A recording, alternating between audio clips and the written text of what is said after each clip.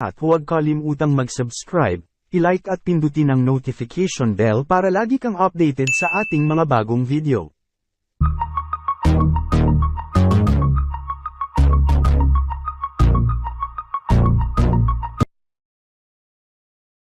Isang lalaki na naka-duty sa night shift sa isang minahanang Batuara ang biglang nakaramdam ng matinding kilabot. Habang abala sa trabaho sa gitna ng dilim at katahimikan ng gabi, may napansin siyang kakaiba sa itaas ng isang napakataas na puno. Pagmasdan ninyong mabuti.